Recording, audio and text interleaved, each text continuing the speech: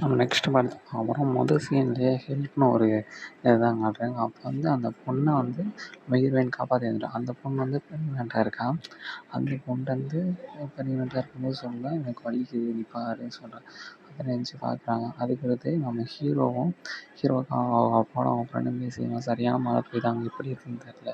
நீ என்ன அங்கே போய் உன் பிள்ளைய காப்பாத்துன்னு சொல்கிறாங்க, லேட்டாக போகலாம்." சரி ஆனால் அவர் சொல்கிறாரு, "இல்லை என் பொண்ணு தான் மாட்டிக்கிட்டு இருக்கு, நான் வேகமாக போகணும். அங்கே மக்கள்லாம் இருக்காங்க, அங்கே எப்படியாட்டும் போகணும், வேகமாக போனால் தான் நம்ம எப்படியாவது காப்பாற்ற முடியும், எல்லாரையும் காப்பாற்ற முடியும்னு" சொல்கிறாரு. இவரோட ஃப்ரெண்டும் சண்டை போட்டாரு, "எப்படியாட்டும் போகணும்" அப்படின்னு சொல்லி தான் இவர் சொல்கிறாரு.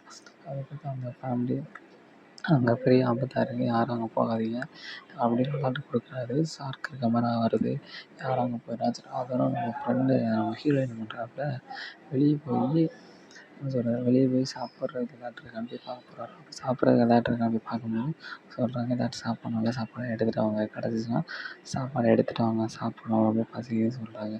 எனக்கு ஒரு டேப்லெட்டும் வாங்கிட்டு வாங்க, எனக்கு ரொம்ப வலிக்குது, அந்த வலி போகணும். அதை சரின்னு டேப்லெட் வாங்கி கொடுக்குறாங்க. டேப்லெட் ஒரே ஒரு டேப்லெட் தான் இருக்குது. அதில் ஒரே ஒரு டேப்லெட்டை அங்கே போட்டுட்டு அவங்க வந்து இதில் கொஞ்சம் ரெஸ்ட் எடுக்கிறாங்க.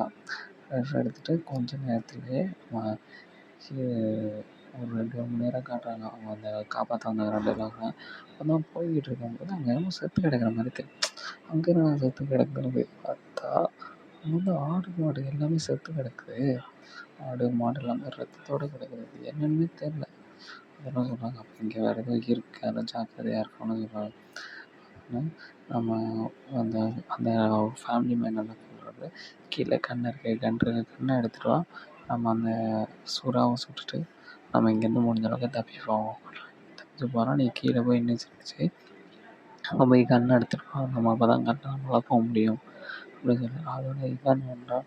சரி அப்பா சொல்கிறாளேன்னு சொல்லிட்டு இவன் நீச்சல் அடிச்சு உள்ளே போய் அந்த அந்த ஃப்ளோருக்குள்ளே போய் கீழே போய் இதை எடுத்துகிட்டு வரேன். அதான் கன்னை எடுத்துகிட்டு வந்து நிற்கிறான். கன்னை எடுத்துகிட்டு வந்து வந்தோடனே அவங்க அப்பாவை காட்டுறான். அவங்க அப்பா வந்து எப்படியாவது போகணும், இன்னும் மழை பெய்யுது, அங்கே இருக்கிற நிறைய பேரை காப்பாற்றணும், அப்போ தான் நம்ம எல்லாரையும் காப்பாற்ற முடியும், ரெஸ்க்யூ பண்ண முடியும்னு சொல்கிறார்.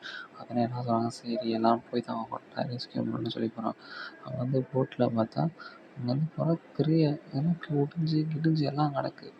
அது எப்புட்றா இதெல்லாம் எப்புட்றா வந்துச்சு, இது எப்புட்றா இதாச்சுன்னு அவங்களுக்கே ஒரு சந்தேகமாக இருக்குது.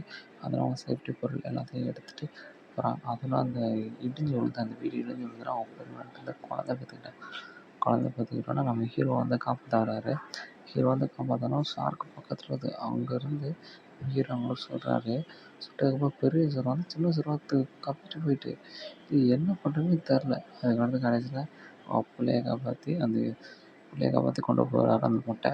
இதோட கதை முடியும்.